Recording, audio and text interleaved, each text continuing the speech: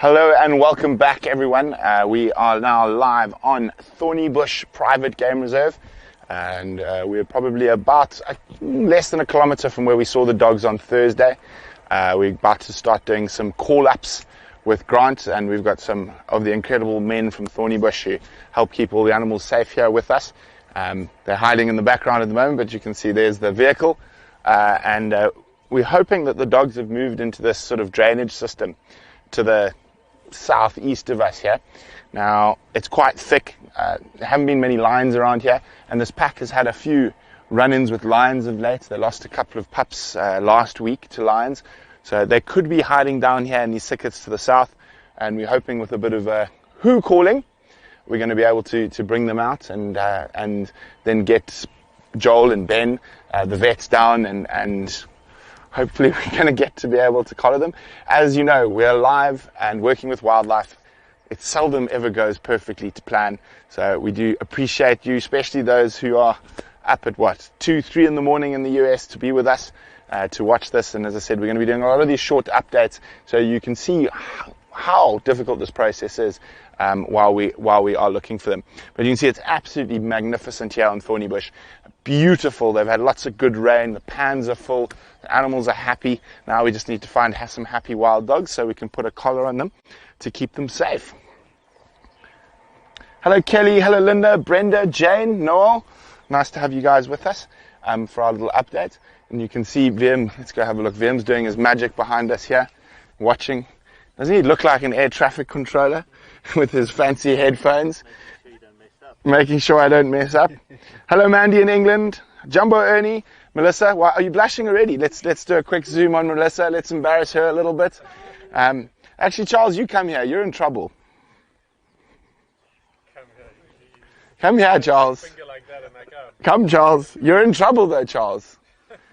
Charles, everyone wants to know why you weren't on the show last night. Oh, Charles. Oh. Working. I had a long day of work yesterday. Okay. I don't believe him. I think he was on a date, but I'm only joking. Hello, Charles. So this is Charles's first sort of a proper conservation event in South Africa. He's done some collaring of lions and hyenas and wild dogs, actually, with me in Botswana, but obviously never live, and a leopard, yeah. So quite exciting to have you here. Yes, Murphy. Let's hope that Murphy's not at play today. And the dogs do arrive quite soon. So apart from we're going to do the calling station now, then we're going to go check for tracks.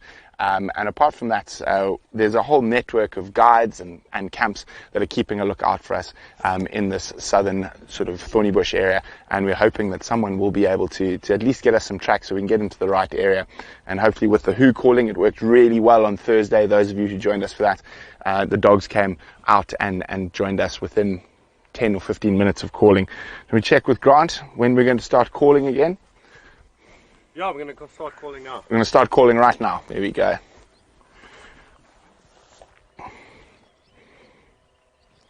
Now I can actually hear some buffalo around. Boo. Good morning, Judy. Hello, Cookie. Hello, Katie Cat, Wendy, Mandy. I said hello to Mandy already. Well, nice to have you all here. And as I know, there we go. The calling has started. Let me go stand with my mic a little bit closer here. Maybe I should lounge in Grant's car for a bit, so you can hear the hoo, hoo, hoo. So it was really successful last time. They came quite quickly. So sometimes when we're doing this, Grant jumps to Rihanna. Not a joke. Well, it's connected to the Bluetooth. Yeah. It is your daughter's favourite song, that's why.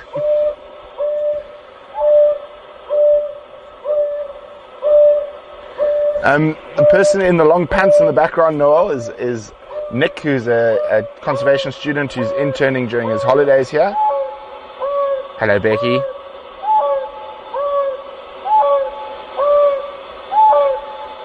So what we'll do is we'll call here for probably, 20 minutes, half an hour?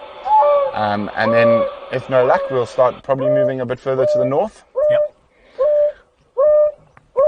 So unfortunately, we had a bit of rain. Well, good for the bush, bad for us because it's difficult for us to track, and all the tracks from Thursday where we knew exactly where the dogs are have been completely wiped out.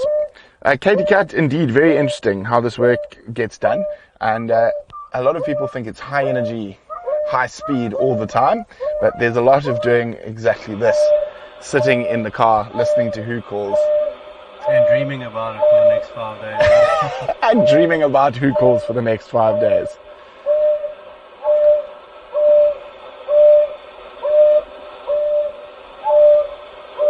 Now, hopefully they should just pop up.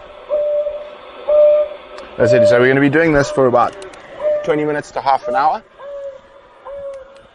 And I said we're hoping that the dogs are actually hiding in these thickets, and there's a whole little myriad of drainage systems down to the southeast of us.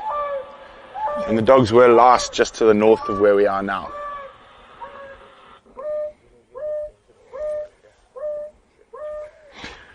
Well, Noel, why this works and doesn't actually chase the dogs away, this is the dominant pack in the area, so they'd actually come to investigate that they're interlopers into the area they are.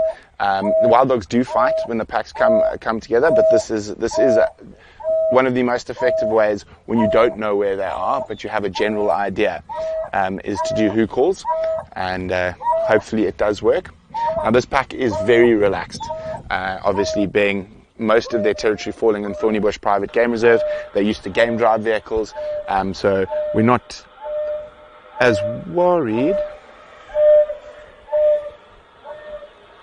I saw some movement. Oh, it's a bird.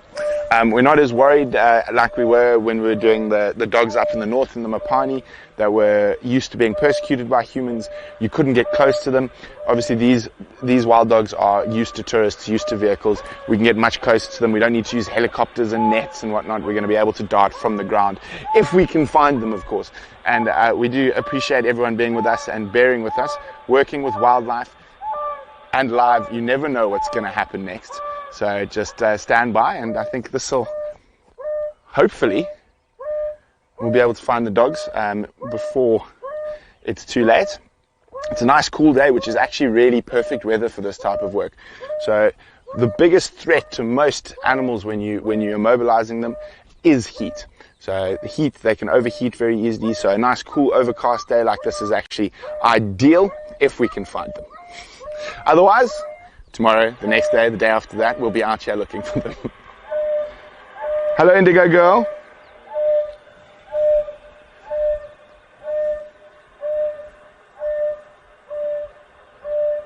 Now, of course, one of the other things is that in the wet season, it is a little bit more difficult to find a lot of the animals, particularly the predators, because there is water everywhere. All the pans are full, so they're not heading to centralized deep water points on the river where there's water in the heart of the dry season. So there'll be a lot of water around, and as I said, we've had quite a bit of rain in the last 48 hours.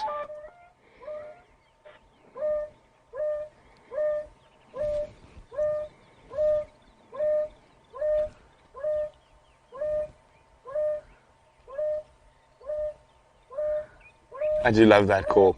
But yes, it does sometimes when you've been at this for 6 hours, 7 hours.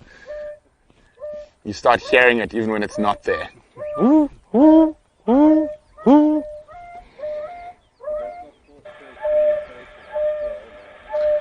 Okay guys, so we're going to say goodbye for now. And we're going to keep, as I said, keep coming with these short updates throughout the day until we hopefully find the dogs and get the vets in. And then we'll be darting them and putting on that brand new collar. Now, not far to the west of us are local communities and that. So this pack, it's quite important that we do get a collar on this pack so we know when they are moving into an area where there's potential interaction or threats with human beings and agriculture. But for now, we're going to keep listening to the song of the Who. And of course, I'm not talking about the band, but the calls of the wild dog, and we'll catch up with you a little later.